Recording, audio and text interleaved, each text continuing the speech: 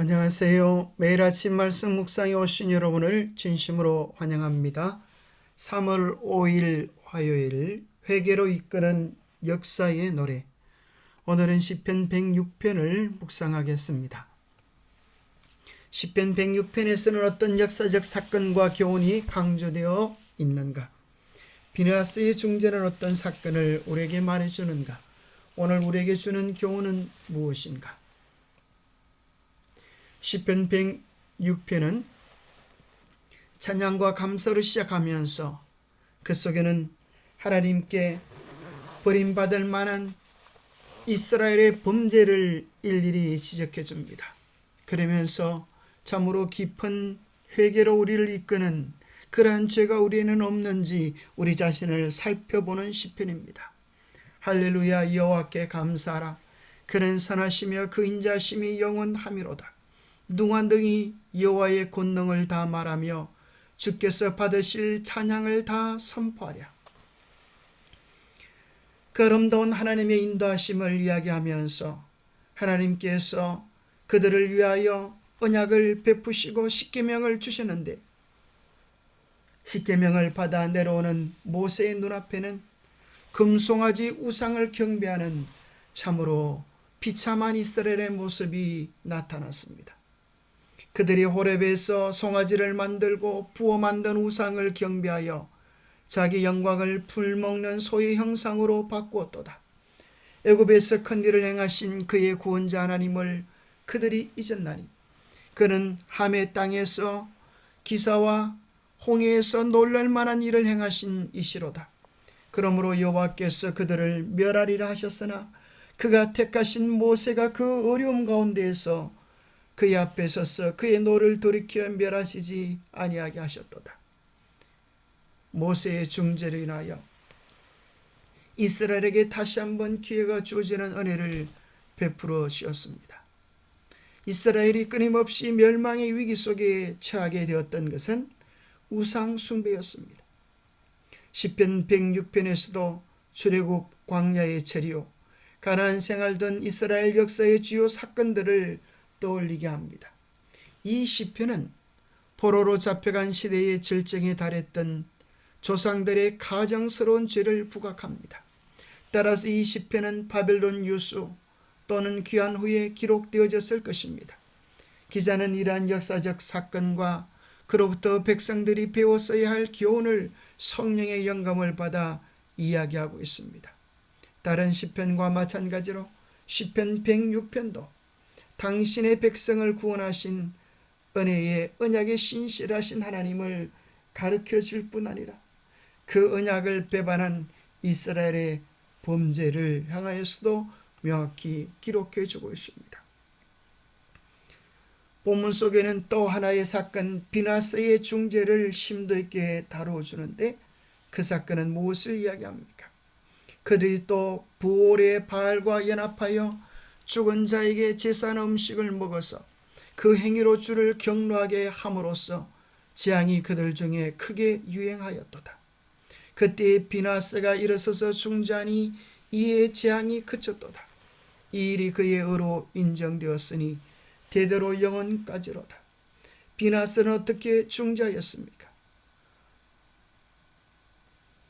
엄탕한 짓을 하는 이스라엘의 한 지도자를 창으로 꿰뚫는 하나님을 대리한 심판을 했습니다.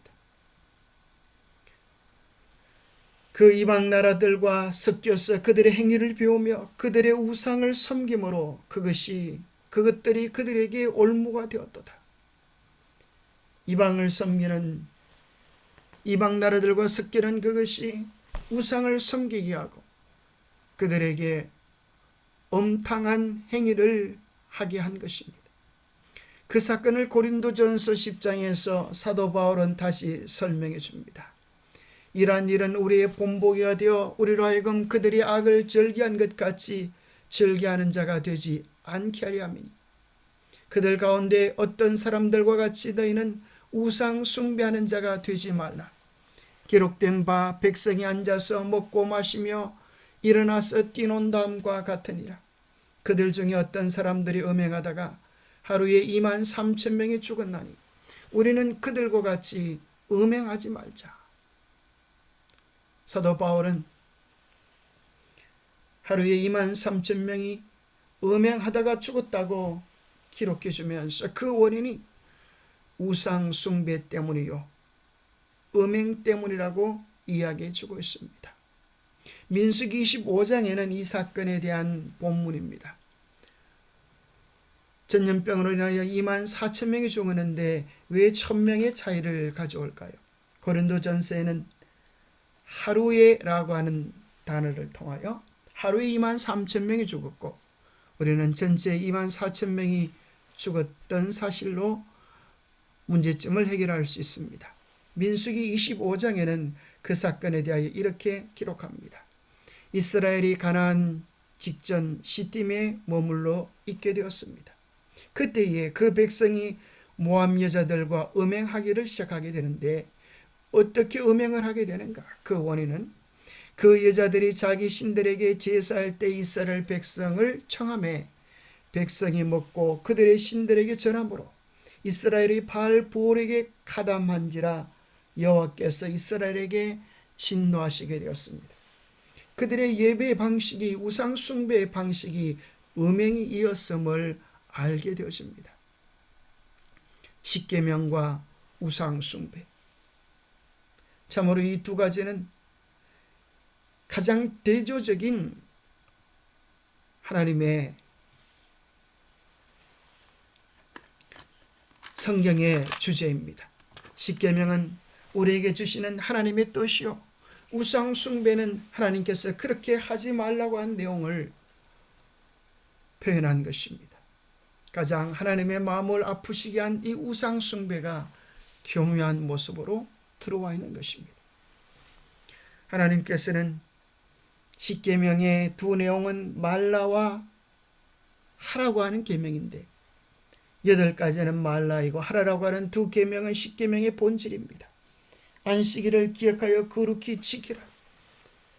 내 부모를 공경하라. 하나님과 사람 사이에는 안식일이 핵심이요, 사람과 사람 사이에는 부모를 공경하는 것을 핵심으로 이해할 수 있습니다. 그런데 사탄 마귀는 하나님과 사람과의 관계의 표인 안식일, 창조와 구원의 기념일을 깨뜨리기 위하여 교묘한 수단을 씁니다. 실제 우리가 네이버 사전에서 안식일을 찾아보면 그날은 금요일 일몰에서 토요일 일몰까지이지만 기독교인들은 안식일의 의미는 기억하되 예수가 부활했다는 일요일을 주일로 지키고 있다고 그렇게 기록합니다. 그러면서 네이버 사전에는 제7일 안식일을 전통적으로 지켜온 개신교의 한파로 제7일 안식일 예수 재림교회를 소개해주고 있습니다. 예수님의 부활은 안식일을 주일로 바꾼 성경적 의미가 있을까요?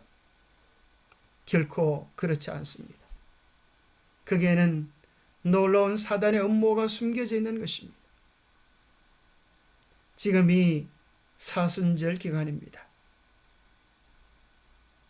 예수님의 부활 전 40일 동안을 그리스도의 고난과 십자가 사랑을 묵상하는 40일 동안의 아주 엄숙하고 경건한 기간입니다. 그런데 여러분 아십니까? 그 사순절의 기원이 에스겔서 8장 14절과 연결되어 있다는 사실을 알고 계십니까? 에스겔 8장 14절에는 니무롯의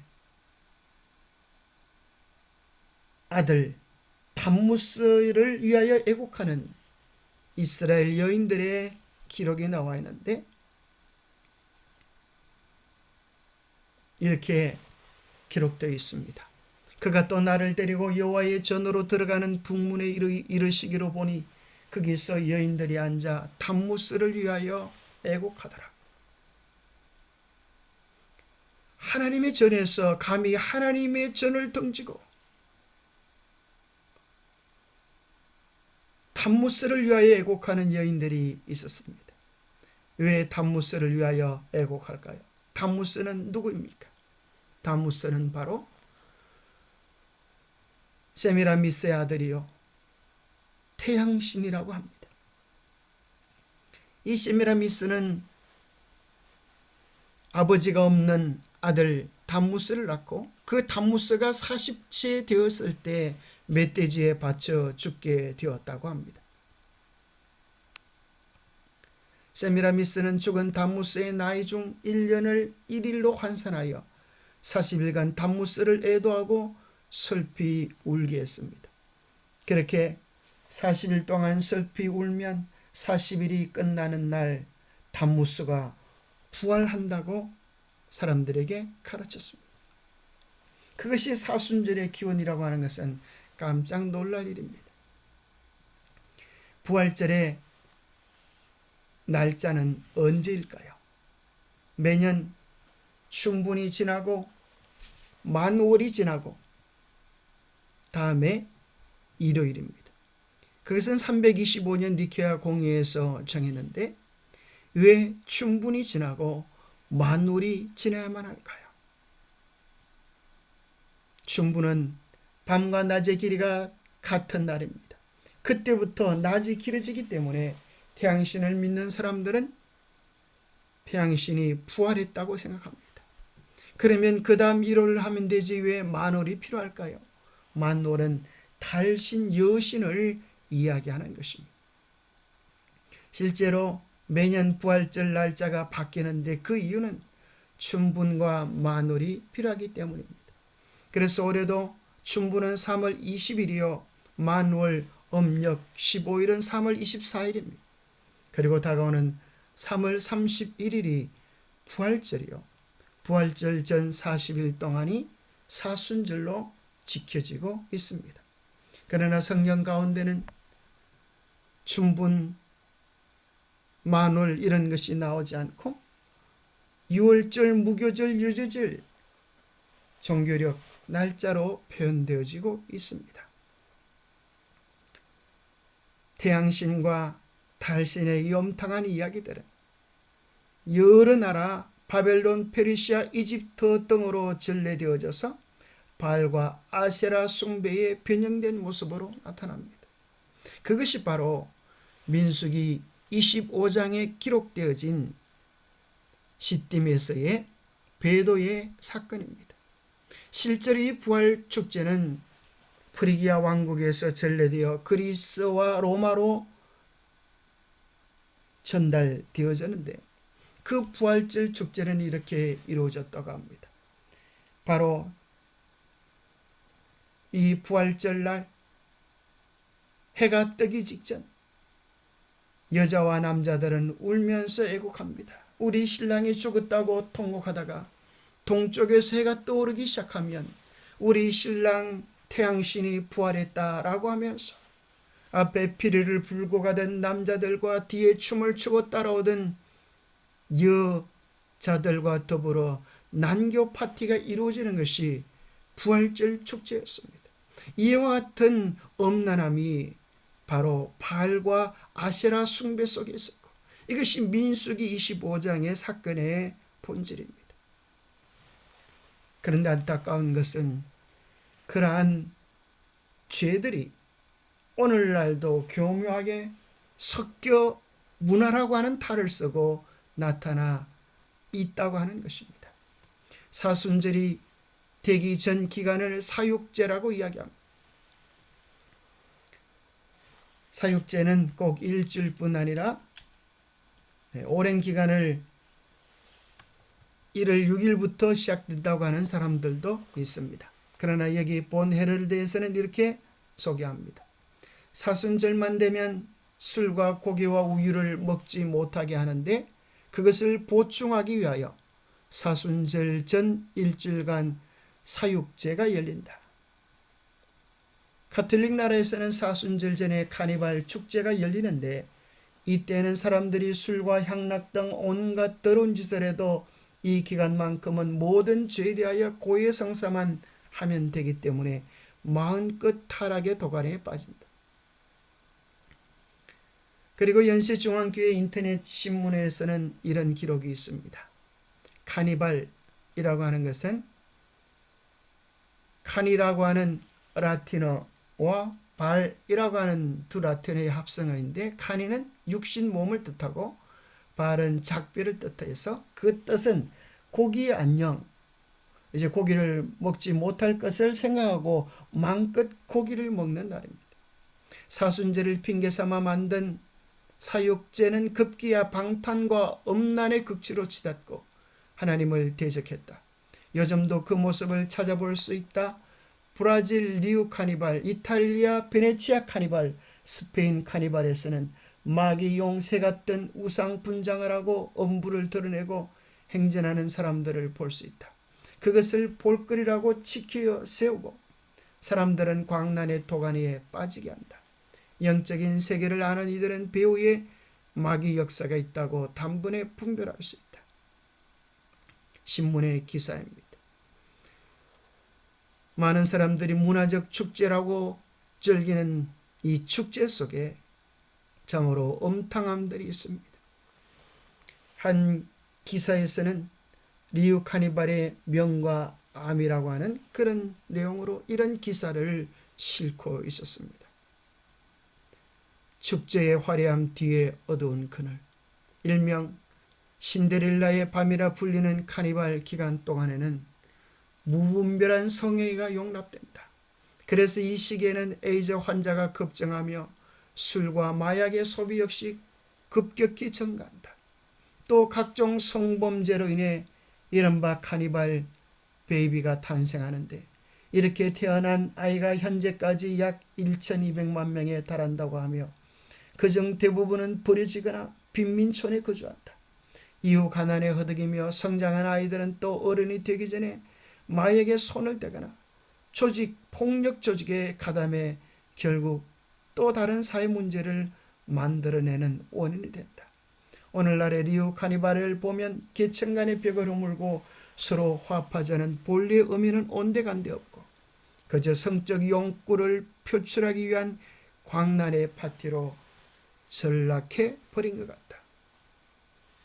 한 기자는 이렇게 그 어두운 면을 기록해주고 있습니다.